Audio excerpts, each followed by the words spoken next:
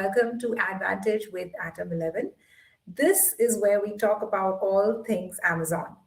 If you missed it, last month we had our webinar with Ari Flynn. He is the director of ads in Baby, an 8-figure Amazon seller. We talked about how hacks to avoid post Black Friday, Cyber Monday sales slump. And it was a great session where Ari shared a lot about things like how to keep reviews flowing in December so that you can avoid the slump in January. He talked about how to keep your images fresh, from an urgency standpoint. That was the Black Friday sale, to a holiday theme during the December season, and then a New Year theme during January. And so you always have that freshness and people can relate to your products. He talked about avoiding knee-jerk reactions to your PPC and a lot of other nuggets that he shared in his presentation. So if you missed it, we're going to be dropping a link to that webinar here. And we'll also be sending it to you in our post-webinar email. So definitely check that out. Now, moving on, at today's webinar, we have not one, but two industry experts. We have Elizabeth Green from Jungler. She is the co-founder and CEO at Jungler, Amazon Ads Agency. Elizabeth is very well known on LinkedIn and a speaker at multiple events, including Prosper. Welcome, Elizabeth. Thanks so much for having me. This is going to be awesome. I'm looking forward to it. Love it. Yeah, we're looking forward to it. And, Elizabeth is going to do a lot more this year. So we're going to be seeing her a lot in upcoming events. Elizabeth, do you want to tell everyone about that? Yes, I don't know why everybody keeps asking me to, but I'm getting asked, so I'll do it. So I'm going to be speaking at Prosper this year. I'm really excited. I'm going to be talking about Amazon search, because there's a lot of new things that are coming out, but basically my focus is going to be like, how do you understand how new Amazon offerings, new things, how do they fit into sort of, how do they fit into your current strategies? Because sellers, there's 20 million things that you got to figure out, and then Amazon adds 5 more, and all of a sudden you're drowning and you spend 2 hours trying to research a new thing and you're still not even quite sure how that fits into your current structure. So my goal, still currently working on it. I'm going to try and live up to my own hype. But I'm trying to work on frameworks to help evaluate going forward, not just the new changes and where those fit, but also as Amazon's continues to evolve, how do you really evaluate new features, new offers, new ways of looking at things? How do you identify what makes sense to act on, what doesn't? So looking forward to that. Hopefully, if any of you guys are there, definitely let me know. Reach out. We'd love to network. Love it. I think with the kind of complexities Amazon's adding, I'm sure it's going to be a great session. So if you guys are going to be at Prosper, definitely head to our session. Awesome. And we have our second speaker for today, Tyler Wallace. He is the founder and CEO of Triple Line Amazon Agency. Hi, Tyler. Tyler is also a fellow ex-Amazonian, so it was great to have him over. Hi, welcome. Thanks for having me, guys. I'm excited to be here. We're excited to have you too. Tyler, I think one of the things that I love about introducing you is the 100 days of profitability hack that you did on LinkedIn. Would love to hear more about it, because I'm sure every person who's here would benefit from that long list of things that you had written down. So we'd love to know about that too. Of course, I am a glutton for signing up for what at the time seemed like big goals. And so one of the ones I did last year was posting 100 consecutive days about profit hacks or strategies on Amazon. So I have a MBA in finance, and I nerd out a lot of times on ways to improve P&Ls and profitability, and Amazon is ripe with opportunities to improve profitability. And so that was a fun series that I did. You can certainly follow me on LinkedIn. I continue to come up with new ideas and posts. But if you want access to some of those past ideas from that series, and you have mentioned, I'll share a resource at the end. So don't feel like you have to go dig up each of those 100 posts if you're interested. I think that'll be great. Awesome. Cool. So thank you so much, Tyler. Thank you so much, Elizabeth. Now we're going to be moving on to the topic for today. So today we are going to be discussing about this delicate balance of sales and profitability that we're all trying to maintain, right? Sometimes when we are trying to go too aggressive with sales, we disturb the balance with profitability and vice versa. And that is exactly the kind of thing that Tyler and Elizabeth, they both come as experts in. And so I'm going to be handing it over to Tyler first and then followed by Elizabeth to understand their point of view, their strategies, their hacks to strike a balance between the two most important KPIs for Amazon and Amazon ads. Just to start with, we are going to be starting with a little poll. So definitely head over to the poll section. We'll start with the poll. We will, go over with Tyler on his point of views, and then with Elizabeth, keep watching over for the polls that we keep doing. We'll add to the interactivity of the webinar, and and so without further ado, I'm going to hand it over to you, Tyler. And so let's have it from you. Awesome. Well, let me pull up presentation slide. And Neha, can you give me a thumbs up if that shows? Yes, we're good to go. Perfect. Okay. Well, as Neha mentioned, there's often a trade-off between focusing on sales or focusing on profitability. But I do want to just clarify that the two don't need to be mutually exclusive. So ideally, in your brand, you're growing both sales and top line as well as the bottom line. And that's really the sweet spot we want to live in.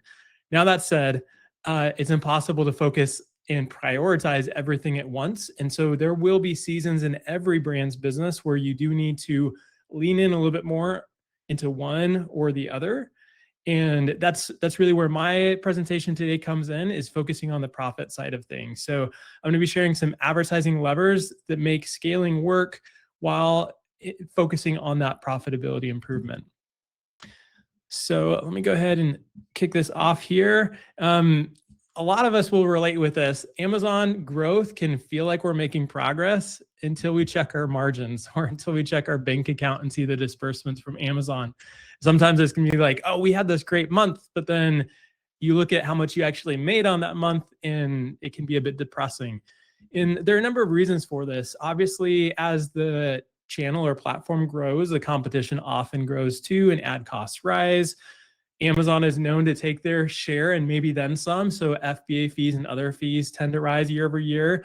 And then finally, it's this problem of too many choices. Oftentimes, there are so many hacks or tactics we all find online.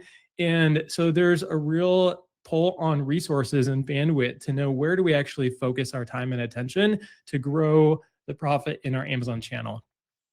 So a little bit about me, just real quick. I would say the main thing to know is that my primary role is a husband and dad to 3 awesome kids. This is a family vacation we took last year. If you happen to know where this landmark is, drop it in the Q&A or the chat. I'd love to see if anyone can guess this. But as Neha mentioned, I'm a former Amazon insider. So I spent 7 years at Amazon, a few kind of milestone projects. I launched the Amazon grocery business. My last role was as the head of Amazon Canada's marketplace. And since Amazon, I've, as mentioned, founded and lead Triple Line, an Amazon-focused agency. And really, we pride ourselves on focusing on profitability and margin improvement while we grow top line. So in this presentation today, my promise to you is that I'm not going to teach you everything. That's what Elizabeth's session is for. But I will try to give you 3 actionable tactics that you could implement today, and then some bonuses at the end that you can use later via a resource. So I mentioned that one of the biggest challenges in growing an Amazon brand is limited resources and the pull on our time. It's difficult to know, where do we focus? Where do we prioritize? Where do we lean in? And it's no different within the goal of improving profitability. So one of the things that we like to do with every brand that I work with is we go through a profitability roadmap, and we first diagnose or triage of the 10 different profit levers that any brand has to pull in an Amazon business. Which ones are the ones that have the highest amount of leverage today for your brand? And that's going to look different based on the category you're in, based on the life stage of your business, based on the seasonality, and of course, based on like where you've historically already optimized things. And so it's important to first start high level or big picture to know, where should we actually dedicate resources and focus. And I can't overemphasize this, because I've unfortunately seen too many brands that just get myopically focused on, improving their pricing or improving their FBA fees, or another valuable area, and completely miss the mark on low-hanging fruit that they have in another part of their business that could actually make bigger impacts on their bottom line profitability and their P&L. So this is important. For today's scope, we're going to focus though on ad costs here at the bottom and this lever. So a few of the tactics I'm going to share, again, these are focused more on the profitability side. So the goal is to still see some sales growth, ad sales growth, or at least not see ad sales decline. But really the focus is on when you need to improve profitability. These are some of the tactics you may want to check out to see if they'd be a good fit in your business. So tactic number one is what I like to call campaign calibration, and apologize up front for the cute names that we give things inside of Triple Line. You'll see some alliteration here, but this is, again, focused on the ad costs. And this campaign makes sense when you meet the following criteria. When your organic share of sales has plateaued, meaning, yeah, you can spend more in ads and get more sales, but really that's not contributing to growing your organic sales. You're not seeing that improvement long-term, and or you're even declining in your organic share of sales. And your ad spend may be growing, but your tacos, your total advertising cost of sales isn't improving. So if either or both of those resonate with you, then this may be something that your business needs today. What this really entails is setting distinct ROAS or ACOS, pick your metric, and new to brand percentage benchmarks for each ad strategy. Now, when I say ad strategy, I'm really talking about a portfolio or a group of ad campaigns that all have the same goal or objective. The reason why you would want to do this is ultimately to stop wasted spend by judging campaigns by their purpose or their goal, and not on blended averages of metrics or KPIs.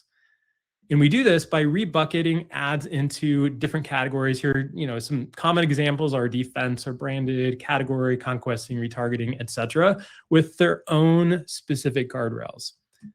So what might this look like? Well, you might have a strategy for your brand in defense ads. And the expectation there should be that you get a high ROAS, because these are people that are aware of your brand. They're typing in your name. They're looking for you. And hence, you would also expect a lower new to brand percent, because these are likely to be repeat customers or those that have maybe already bought from you somewhere. Conversely, you may have what I call in category. These are the proven keywords that are not your brand name, but are very relevant within your browse node, your subcategory, however you want to define that niche that you sell in on Amazon. And here you would expect more of a middle ROAS, return on ad spend, and more of a middle ratio of new to brand customers.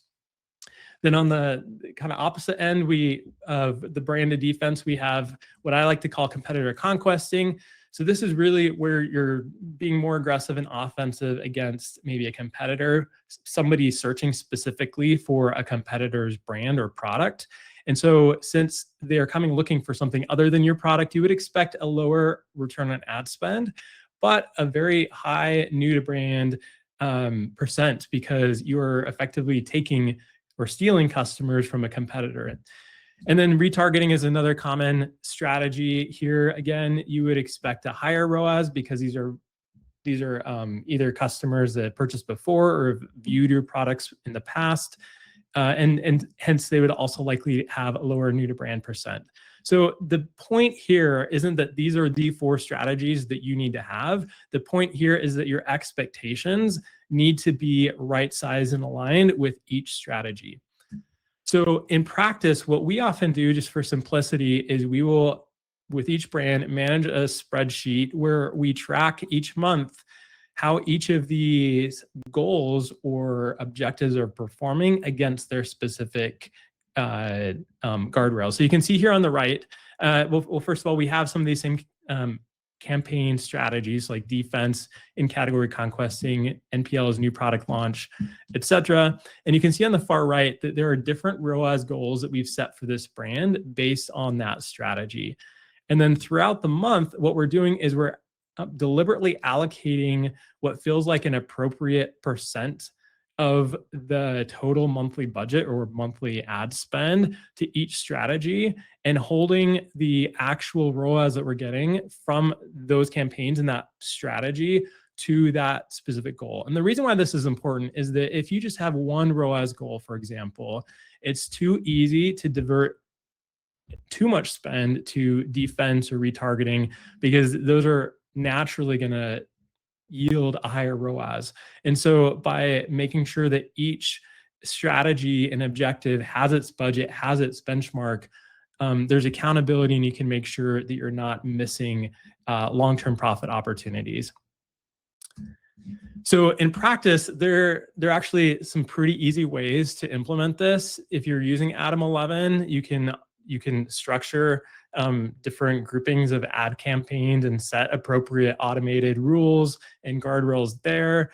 From a reporting standpoint, you can directly in the campaign manager use the portfolio setting and just name each strategy and make sure all of your campaigns are assigned to the correct strategy.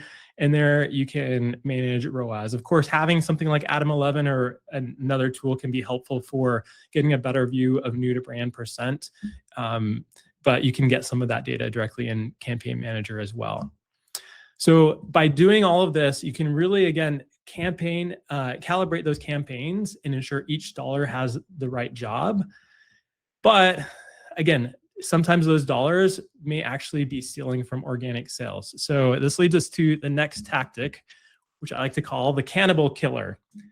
So the Cannibal killer is a tactic that you would use when you have a strong branded search, which can mean different things based on different brands and different categories. But if you want a very basic rule of thumb, I like to use over 1,000 searches per week on Amazon. In Helium 10, Jungle Scout, a number of browser plugins will give you these estimates. And you also have more than 15% of your ad budget spent on branded targets. Again, that may or may not make sense across categories in product maturity, but as a rule of thumb, these are 2 things that we look for. So the Cannibal killer uses data to really sniff out ads that are cannibalizing your organic sales and kill them. So it takes the guesswork out of whether your ad spend is actually driving incrementality or not, which is a common question that we hear. And it leverages the search query performance report within brand registry. So make sure you have brand registry for this to apply the appropriate guardrails so that you can monitor that incrementality. And the way that I would do this is going into the search query report, looking at some of your ASIN clicks divided by the sum of total clicks across your branded terms specifically. So you can just look up your branded terms and see what your share of clicks for that ASIN is divided by the total. And so this gives you your benchmark. Now, once you have your benchmark, it's important to keep the following in mind. Like, you should then start to test lowering bids and budgets. Again, this is under the assumption that you may be overspending on branded terms. So test lowering bids and budgets in small steps. I recommend no more than 20% per week or at a time. And then continuously pull the search query performance report for your branded terms at least once a week and monitor your share and how that is trending. Set a minimum guardrail up front. So I like to use a 95% of what that baseline click share was. And sometimes you may see that your actual click count may drop, but as long as your click share and your sales hold stable, that likely means that your organic ranking is also stable and holding strong. So this is an example of one brand that we did this with. They saved over $92,000 in defense or branded ad spend over 8 months, just by following this exact process and pulling back ad spend in increments and then monitoring to make sure that it wasn't impacting overall total sales or sale and click share of their branded terms. Interestingly, their branded click share actually increased very slightly despite that pretty sizable pullback in branded ad spend. So again, what you want to do here is just kill the wasted spend, right? Like you don't want to completely turn off your branded spend if you have people searching for you and seed that to competitors. But this should get rid of that cannibalization of your organic sales in a very, very measured way that you can track using data from Amazon. Now, if your competitors, however, are aggressively eating into your branded search traffic, like you are pulling back a little bit and immediately you're losing a bunch of sales to competitors, that's where this final tactic may help. And I like to call this the brand barricade. Now, you would also use this if you have branded, strong branded search. So if you're just getting started, no one's heard of you, no one's searching for you, and this may not be relevant at this time. But this is also where you see high brand competition, meaning your revenue is dropping when competitors advertise on your own branded terms.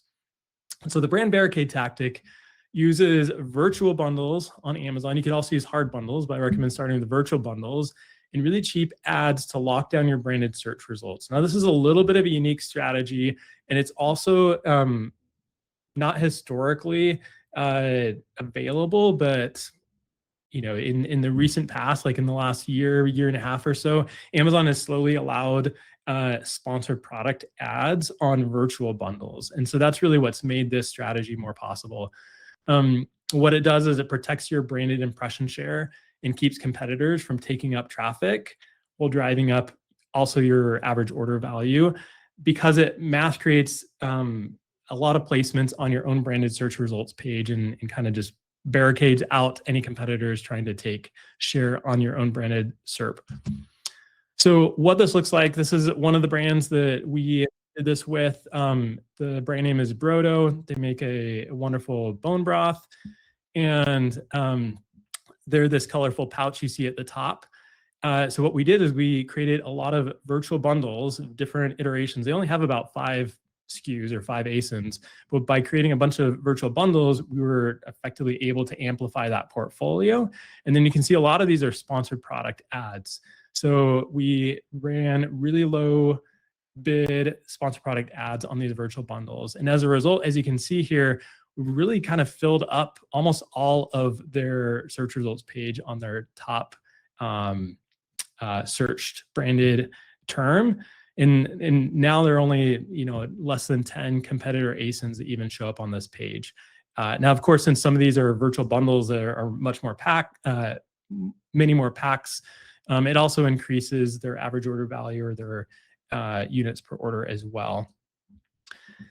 And as a result, from this brand in particular, like their branded impression share before doing this was 6%.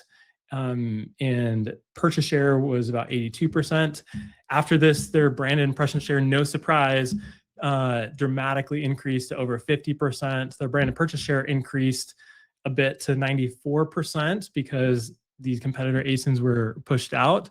But what was really surprising is how cheap this strategy was. Again, creating a virtual bundle is effectively free. And then a lot of these bids were very cheap because it's on their own branded terms. And anytime they did get a sale on one of those high price virtual bundles, it had a very positive impact on the ROAS. So a nice bump to the efficiency as well. All right, so we quickly went through 3 different ad tactics, but needless to say, there's a lot more than 3 tactics that can improve the profitability of your advertising on Amazon. So just keep in mind that what's important here is the framework of starting with a diagnosis or analysis of where the low-hanging fruit is and what levers make sense to pull first for your business today, and then putting resources and attention to those highest leveraged opportunities to improve your profitability.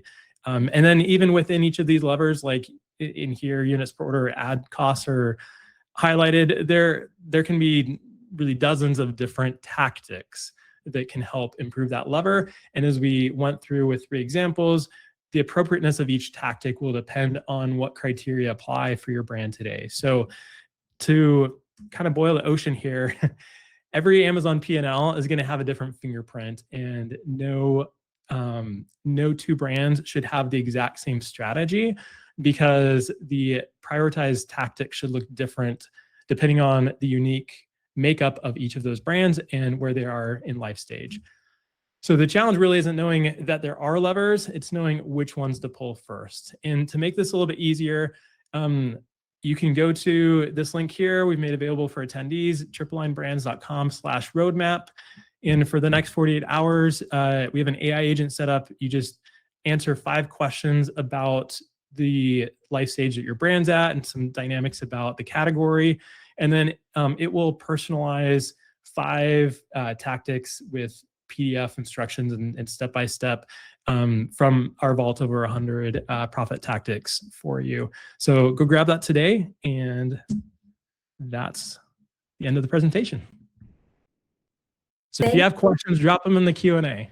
Yes, I think, can I just go with one small question? I loved the tactics that you called out, Tyler. I just have one question, if I'm allowed to.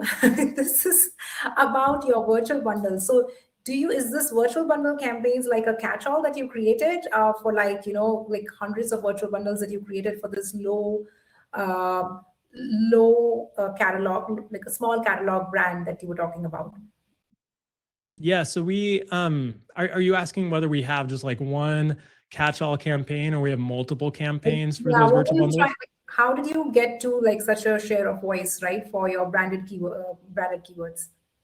Yeah, so the share of voice, to be honest, is a dual benefit of those virtual bundles, because and actually, this is going to get even easier after, I think it's February 12th or 13th, when Amazon, sorry, no, that's reviews related. Amazon has already started to, in many cases, show more child ASINs and search results than they previously did. So this is already getting a little bit easier, but really what gets amplified here through the virtual bundles is that each of those virtual bundles can take up both an organic placement, but then also these sponsored product placements too. So that dramatic increase from sub 10% to over 50% in share of voice was partly due to the organic placements for the brand that those virtual bundles took up, and then partly the sponsored product placements that those virtual bundles took up. And again, like it wasn't just one campaign. You can obviously apply all the same campaign and bid management that you apply to any other ad strategy to those virtual bundle sponsored products. But what we've found doing this across a handful of different brands is that they've tended to be pretty cheap. And again, this is just focused on your own branded keywords. Love it. I think we've already started getting some questions, but we're going to be answering all the questions towards the end. Thank you so much. This was very, very helpful, Tyler. I think for everyone who's wondering about the link that Tyler shared, we are going to be sharing that link very soon over here in the chat section and the Q&A section, so that you can access it. We'll move to Elizabeth. Elizabeth, you can go ahead and share your screen. Awesome. No, that was great. That was awesome. I really appreciate it. And you will see, so I am going to be talking about, growing and growth. But as we were like planning out this session, Tyler and I were talking, I was like, yeah, you guys are growing, but as you said many times, like, or focusing on profit. not at the expense of sales. And so we have a very similar approach of, hey, we want to grow, but obviously we don't want to grow at the expense of profits. And I think you put it really succinctly, like, it is difficult to scale and maintain profits. I'm not going to say it's not sometimes walking the edge of the knife, but it is possible if done correctly. And so I'm going to be doing a little bit less of a presentation, more of a real life demo, kind of going through an account audit. So this is a tool that I built in a spreadsheet. Spreadsheets always break. Amazon's always adding additional columns. It was a pain in the butt. So we're like, all right, let's just make it a little bit faster, a little bit easier. So you guys can actually go and get access to this today. Drop in your own file. It's pretty easy for anyone who is interested in how to download this file. I do have a video recording you can watch. This is working off of something called bulk files. You know what that is? Fantastic. If you don't, doesn't matter. You can go download the file. So all you have to do is, again, you take that file, you're going to download it, you're going to upload it into this tool, and you're immediately going to get, this is what we call a 360 ad audit, because you're really looking at everything. Now, when we do audits for brands, we look at a little bit more than this. So we look at market analysis as well as individual product performance. This is probably slightly pared down a little bit, but it's still quite actionable. And I'm going to be looking at this from the lens of growth. So similar to how Tyler was looking at, and like, hey, you can see these signals. I'm a huge fan, always have been, probably always going to be, no matter how many changes come to Amazon, is let the data guide you in the correct way, and to the correct thing. I can't tell you how many times I've gotten the question, okay, I'm launching a product, like, when do I launch auto campaigns? When's the right time to launch sponsored display ads? When is the correct time? Should I be using product targeting ads? There are so many positive signals that you can find when doing audits like this. And I totally forgot to set my timer, and I should, because I will stop me if I go over, because I can ramble on these things for a while. But my goal here is to help you start to understand how to read positive signals. Now, I do have a video here on how to use this audit.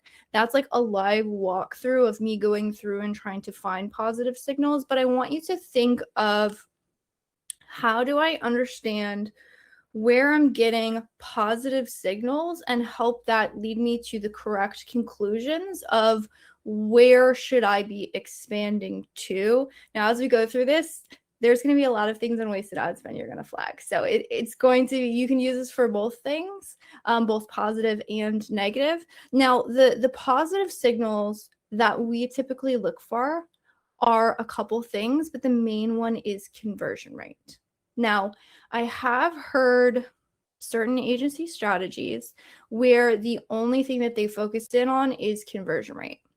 Conversion rate is a fantastic signal to understand consumer behavior. So you have two different signals, and where I find that there are issues is when you conflate those two things. So the first one is, again, is consumer signals, shopper signals, how shoppers are interacting, which is going to be your impressions, your clicks, your click-through rate, your orders, your conversions. You can think of that as the shopper path to purchase. And data is simply a way to look at a zoomed out view instead of having to follow every single mouse click for a specific shopper. You're essentially zooming out and say, okay, if I watched all of these go through this shopper funnel, who drops off, who doesn't, what does that look like, right? And then a lot of times where I find brands get tripped up is you have, again, consumer signals, and then you have, I had a great word for it this afternoon, but what I would call like business or profitability signals, which is your ACoS, which is your total ACoS. And so in a perfect world of growing while maintaining profitability, you want those two things to align: positive consumer signals and just clicks that we can afford, right? And so with this, in analyzing like this specific account, obviously ROAS is fantastic For context, this brand has a lot of brand presence, and they have a lot of that, kind of positive consumer market, so they can play off of that. So the conversion rate is quite strong. So in digging down, we like to really just take a top-down view to it. So the way in which we would look at it is looking at, of course, just overall metrics. Is our ROAS, is our overall ACoS in line with where we want to be? Yes or no? And that helps us understand, can we scale in this account? It's quite healthy. We have room to scale. If it's not, then we need to, go through a lot of the tactics, or highly recommend, all the tactics that Tyler had talked about. Okay, we probably need to clean up some things, and then we can push on things. That's another way that you can do it, is to pull back on things that are not working and then reallocate those budgets. We're a huge fan of budget reallocation. That sounds super fancy. Everybody's like, how the heck do I do it? Stop spending on the stuff that's not working. Spend more on the stuff that is working. So if you do those two things in tandem, then you should shift the account and balance out budgets. But where we start to look at it is on an ad type level. So there's a couple ways to, expand. Honestly, there's two things you can do in Amazon advertising. One of them is you can do less, meaning lower bids, lower placements, lower budgets, pause things. You can do more. Increase bids, increase budgets, increase placements. Add more ad types, right? So when you're scaling, you're in the doing more. So then our question then becomes, where should I be doing things more? A fantastic one to look at is ad types. So here we can see in terms of our spend. So campaigns with spend, you have 141 campaigns. Only 2 are sponsored brand ads. And when we look at conversion rate, it's not too far off. Now our click-through rate is probably about on par with our sponsored product ads. Not bad. I like to see click-through rate on sponsored brands a little bit higher, but this would be a fantastic place of saying, okay, can we do more? Where can we do more? And I'll show you how you can sort of follow that rabbit trail down into a little bit more specifics. Another one would be sponsored product ads. This does have the bulk of spend, but there probably are additional places that we can do more. And actually our conversion rate is great and our ACoS is great. So there's things within here we can do more to scale. Sponsored display ads typically have a little bit less impact on market share, although if you're not doing them, so you can see we have one singular campaign here, then there's probably some other options to do more. But so looking at this gives me a view of, okay, most of our spend is on sponsored product ads. Those are really efficient. What else can I dig into there? Sponsored brand ads, super underserved, and actually conversion rates are great. What else can I do more, right? So just that is kind of helpful, but I want to be even more specific. There's some top campaign views in here. I won't get into that because that's not as helpful. So what I like to do after looking at the top line level is say, okay, if I know I want to dig into sponsored brand ads, I'm going to go there first because I know there's less data to go over. What in sponsored brand ads is working? And is there something that I can do more of? So if I click on here, I'll look at a sponsored brands breakdown. So we like to look at things by match type, and I'll show you a snazzy way you can actually look at the individual targets as well within this. But here, if we're looking at the match types that are being served, I actually find something interesting, and I'm sure Tyler would agree. This is probably something we don't need to be spending as much on because you notice has a good chunk of the budget. There's actually more exact match keywords, but if you look at our conversion rate, again, I'm looking at conversion rate. Click-through rate's not bad. CPCs are really high here, which is why we're seeing ACoS of this. But if I look into broad match, which interestingly enough, I don't typically like to go really aggressive with broad match. I prefer a modified broad, but the conversion rate is quite good. Click-through rate, interestingly enough, is not great, but our ACoS is good. So this allows us to see, okay, what do we already have running? Again, I'm looking for contextual clues because what I find all the time is sellers are like, oh, I need to launch a sponsored brand ad. Like, what should I put? I'm like, look for contextual clues within your ad account. What do I have in sponsored product ads that I can bring into sponsored brand ads? Okay, I'm seeing broad match that is working and I'm getting low CPCs. What within that broad match is working? How do I look and double down on that? I also like to look at ad formats. So again, everyone's like, which ad format should I run? Which video ads? If you're already running sponsored brand ads, you can look at, do I have better, which they don't have any headline ads, but do I have better conversion rates on sponsored brand ads? Interestingly enough, store spotlight ads work really well for this account. A lot of times I see better conversion rates on video, but that's not the case. Although click-through rates are higher. So again, contextual clues. Can we run a video headline ad? We're not even testing that, right? But Store spotlight above the fold tends to work for us. Video has a higher click-through rate. Can we pull those two things together? And then again, begin to scale higher. The other thing you can do within this report is, again, look at clues. So an example here would be like, I have this exact match. It's a lot of spend. It's because CPCs are high. You can actually go down here to this chart and do sponsored brand ads. And because I want to look at exact match, and I can immediately see, and I'm gonna have to pull this, or you can actually scroll down and scroll over. But you can actually immediately see where spend is going, and you can see ACoS is quite high here because conversion rates are low. So this is something that I can immediately go into my account. I have the campaign name and go, again, this is more, I'm finding inefficiencies. I'm looking for growth, but sometimes you find inefficiencies when you're looking for growth. But here there's one that conversion rate's fantastic. CPCs are not even that high. That's a fantastic one to double down there. That's a bid increase right there. I don't even have to think about new campaigns, new anything. I can lower bids here, increase bids here. Again, that's that shift of reallocation of budget that helps us scale more intentionally. Same thing with sponsored product ads. Again, sponsored product ads, they're typically your quickest movers. You have way more ad inventory when it comes to sponsored product ads. You shouldn't ever really move past sponsored product ads being, say, minimum 80% of the budget. I've seen 75 sometimes, but typically speaking, it's always going to have a pretty significant piece of the budget. And so here, again, I can look at by match types to, again, just start to aggregate where is high click-through rates. I love looking at percentages of total spend. Here's a fantastic one, actually. Have a high amount of spend on loose match. And again, someone would say like, oh, you're spending a lot on autos.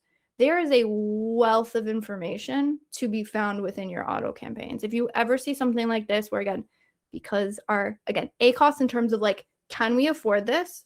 Conversion rate, click-through rate in terms of how is the market reacting to our ads.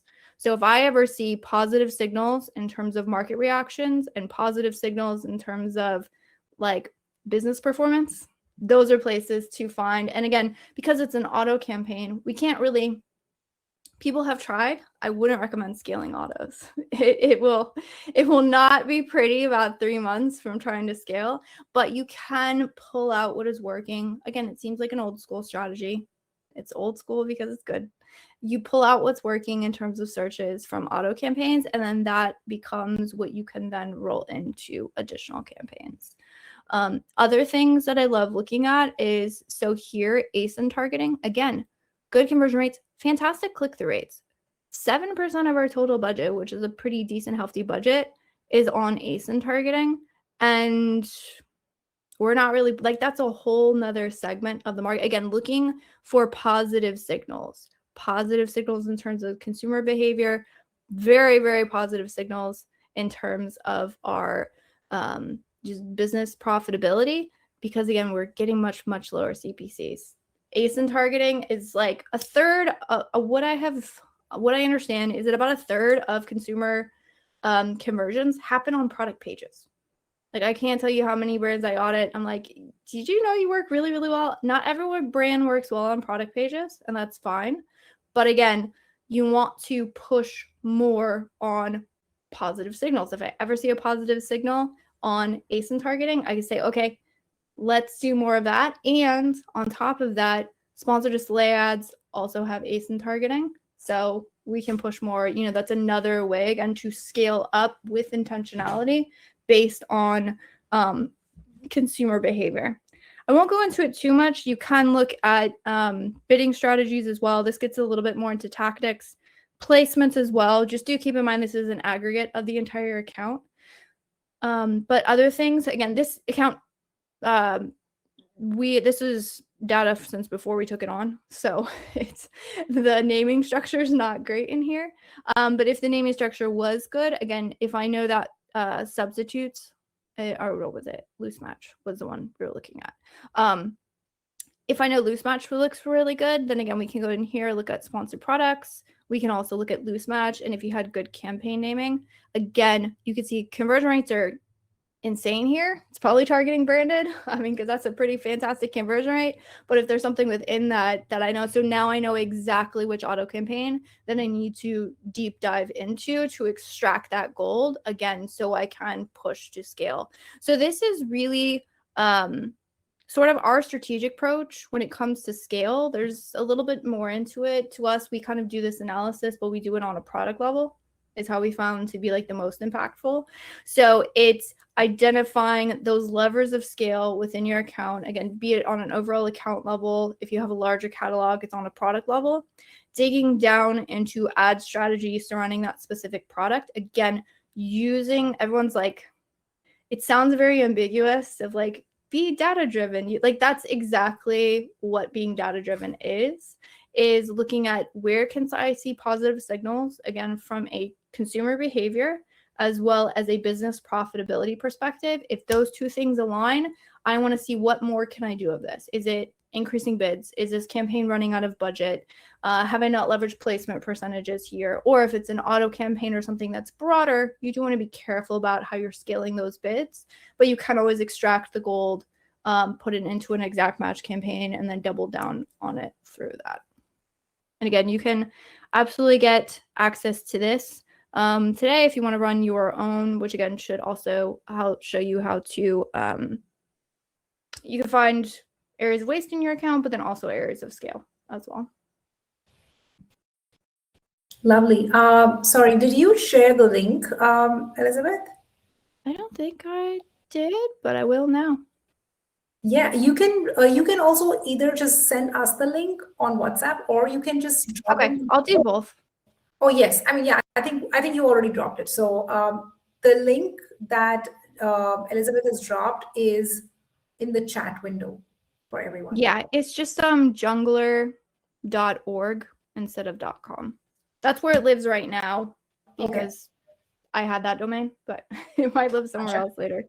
Absolutely. And I think while Elizabeth has shared the link over there, Tana, do you also want to share your link over here itself? We are going to add the links of both the links that Elizabeth and Tyler have shared today in the post-webinar email, but I think that it'll be good to have it over here.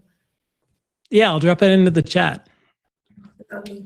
Well, thank you so much, Elizabeth. I think this is one of the more detailed web, audits that I've seen. Like, you went into every single thing, like, exact broad modifier, ASIN, like every single thing was broken up. And I'm shocked that you guys actually do this at a product level. I think that is very, very detailed.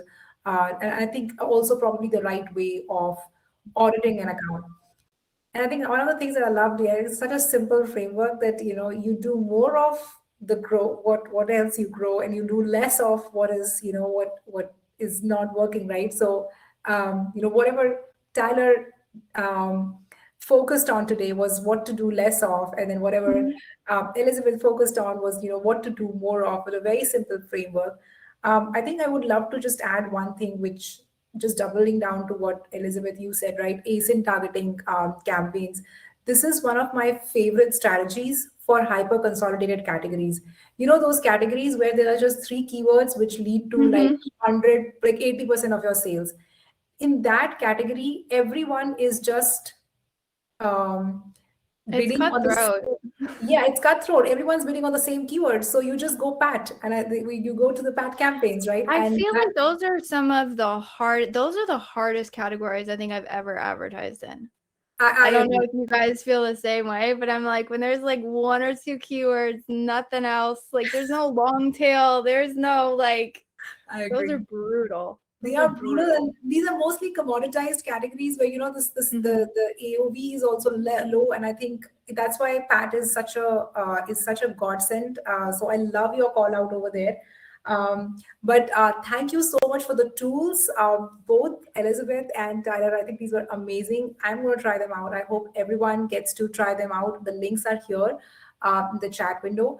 Guys, we already have questions, so I'm going to start reading them out. We can start answering, and anyone who has questions can head over to the Q&A sessions, to the Q&A section, and start typing in. I'm going to be reading out, and then we'll be answering the questions live. Awesome. So there is a question. Is there a way to increase ad spend only on products with low purchase share in market? So if there's a product which has low purchase share, I want to increase. I think they meant increasing how to increase purchase share for those kind of products. I assign it to you, Tara. Do you want to take a first stab at it? Yeah, of course. So in the second tactic I shared, talked about that search query performance report and being a great way of using Amazon data that you can see that search share for from Amazon data. You can also, there's an option in there to filter that to an ASIN and see those same metrics in your share by ASIN. So you can use that to identify which specific ASINs have a bigger opportunity or that you might want to focus on. And then, using a lot of the opportunities that Elizabeth went over, you can test specific strategies to increase, the keywords, the places that you show up that are relevant for that specific ASIN to improve its share. So again, maybe it's a specific keyword that shows up in the search query performance report that you want to improve, in which case you can use different ad types or different placement modifiers to try to improve your share on that specific keyword. If it's more general across multiple keywords, or you want to grow your share across ancillary keywords or product placements, that's where testing some of the different match types can be helpful. I agree, and I think even one of the strategies that you talked about today, right? The virtual bundle one, that should help in terms of low purchase share. Because if you increase your share of voice in a subcategory, that should help you increase your purchase share too. Yeah, and keep in mind too, like a virtual bundle is really in Amazon system just an aggregate of individual ASIN sales. So if you have a specific ASIN that you really want to, for strategic reasons, increase share on, focus on creating virtual bundles that include that as the base ASIN, and then promote those, because each of those count as a sale of that base ASIN of choice. Yeah, no, fair.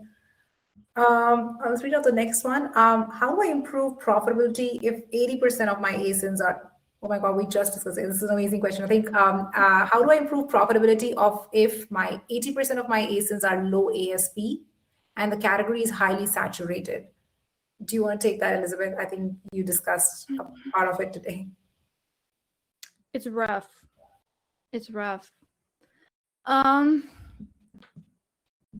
Really, there's only two things you can do from an ads perspective. Tyler probably has more, like prices and, getting rates down like that. There's more than just ads that have to go into a problem like this. I would say from an advertising perspective, there's only two things. Is one, find lower CPCs wherever you can. Actually, there's three. Lower CPCs, higher conversion rates, which typically mean focusing on the listing more than ads. But if you have the ability to pick different targets, then when you say saturated category, that just might be highly competitive. Now, if we're talking saturated is in like what we mentioned before, like there's like two keywords, I got no options, then that's really rough. Sometimes in the more competitive categories, if you look at the amount of long tail search happening, you're like, okay, I could play this game, I could test this, like my options are open. The less options you have, the more difficult the problem. Mm-hmm. So more options potentially. So it's, where can I find keywords with lower CPCs? Where can I find keywords with higher conversion rates? And then I had a third one and my brain forgot it, but it probably was having a lower ratio of ads to organic orders will lower your total A costs. So actually, if you take, and I don't want to get this wrong, if you multiply your A costs by your, what we call ad sale percentage, which is the percentage of your total sales that are attributed to ads, that equals total A costs. Ergo, if A cost is high, but ad sale percentage is low, your total A cost will be lower. So that would be the only three things, again, from an ads perspective you can do. How many additional keywords you have, what you can afford to do. I mean, that's where it gets rough. Yeah, No, I agree. And I think it's a similar question that someone else has also asked. How do you approach bidding strategy for low ASP and high ASP products? And I think a similar, like an audit structure, just to figure out where you have low CPCs, right? Where do you have high conversions? Oh, day parting, like a very, very, Mhm. strategy that you can put in. So I think a very similar question, but, along the same answer. I have one more question. One of my accounts has a 45% ACOS and 40% total sales are driven by ads. Okay. My goal is to reduce reliance on paid ads while increasing overall revenue to improve profitability. I've tested increasing top of search placement modifiers, but the total ad spend has not decreased. Is my assumption that placement modifiers can reduce driven sales correct, or should I be approaching this differently? It's a long question. I hope that someone, like, you didn't I lose. can take it, but I'm gonna be. I don't want to hurt people's feelings. Although part of me wants to be slightly snarky. Two things. One, a 40% of total sales driven by ads is actually quite healthy in today's market. So I would caution that if you try and drive that ad percentage of total sales even lower, you most likely are going to miss out on market share, and you probably will end up hurting your brand long term. It might take you 3 months, it might take you 6 months, but I can almost guarantee if you drive down that number, you will be leaving money on the table and your competitors will outstrip you. The second thing on the placement modifiers reducing ad-driven sales is incorrect, I would say. The thing that reduces ad-driven sales is organic ranking. There is, in my personal opinion, a very large misconception in our industry of what role top of search plays in ranking. I'm not saying it doesn't help with ranking. I'm not saying that it cannot be beneficial to drive sales momentum, but I have seen too many brands hyper focus on top of search placements to the detriment of so many other things that are much more impactful for driving performance in a particular account. My thing would be actually, like, no other context than what this person has given me. I'm a huge fan of backing up and looking at the goals. So your stated goal was to reduce reliance on paid ads to improve profitability. I'm saying in my personal opinion, this is jumping to an incorrect conclusion on how to go about that. I would say the real thing that I would want to focus on is profitability. In this case, my guess is that means reducing total ACOS. So again, because you have that dynamic of ACOS and percentage of total ad sales, I would almost say the thing that I would focus on is looking at, can you drive down ACOS? I don't know if I would be looking at ad sale percentage. And there again, top of search might actually be hurting you in that regard because you're probably paying higher CPCs for top of search. Again, if those are rank focused campaigns, I would say if you're able to get a handle on that audit, I would go through and look, run the 360 ad audit that I have shared. Because the other thing that I would want to look at, how I would approach this is, where in the account might I be overpaying elevated CPCs that don't necessarily lead to better market share? Because that's really what you're looking to do is, again, you have the market share for organic. Where can I just pay lower costs but not hurt my market share? Because that's going to drive down my ACOS. And if you're paying really high CPCs on like auto campaigns, I've audited accounts and I'm like, guys, this is bananas. You have an 80 cent CPC on your phrase match and an 80-cent CPC on your auto campaign. Like, why? The traffic is not equal. Where can we balance this out? So I would just want to audit your account and say, do I have my market share growth campaigns, exact match ranking campaigns, the ones that I do need to insulate from aggressive changes to try and drive down ACOS?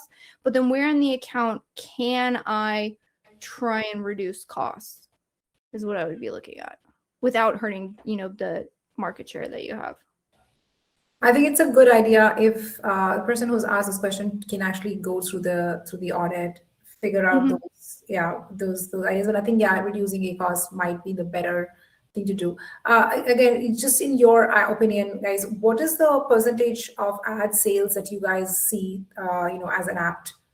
I mean, because we usually see between the 40 to 45. Actually, sometimes we try to also see if we can reduce it to 35%. But what is the benchmarks that you guys are seeing these days? That's on the low end for me. I think it depends a lot on the appetite for growth and the opportunities for growth that a brand has. But to something Elizabeth said earlier, you may be ceding market share if you're too conservative in ads. So a lot of the brands that we work with are more like in the 50 range. So like 45 to 55 is the sweet spot for many brands. But again, there's no one right answer because it depends so much on the goals of the brand. Yeah, Fair. no, I agree with Tyler. The range that you gave is similar to what we're seeing. I think the one caveat would be if it is like a nationally recognized brand, we work with a couple of those, you might be seeing 20 to 30% because they have such strong branded. Yeah. I mean, to your point, I'm like pulling back that much on branded and then like getting more efficiencies. Like, I mean, that's the right call in those cases because you don't want to see that 50-50 because that means that you're just eating from the same pool. And unless you're running like offsite ads and growing the brand that way, you're not going to grow on Amazon. So Right. I think that's the one exception I've seen. Is if you have a really strong like off-platform traffic that you're running, you have a strong audience, or you have a really strong brand where your branded terms can really feed into what you're doing in terms of sales on the platform. Got it. I think that's it from the questions that we have. I think we've covered pretty much all. Perfect. Well, we're on time. I would love to thank both you, Elizabeth and Tyler. Tyler, we have a comment from one of our users that the link that you shared is not working. So what we will do is that in the webinar, post-webinar email, we'll take the right link and then, post it over there. But we will share that with you guys. Thank you so much, both of you, for sharing such amazing nuggets. And we're looking forward to sharing all that you shared today with the entire people who joined us at the webinar today. And I'm sure they're going to watch it over and over again to just see how much they can gain out of this. Thank you, and we look forward to connecting with you again. Awesome. Thanks for having us. Thank you. Bye, guys.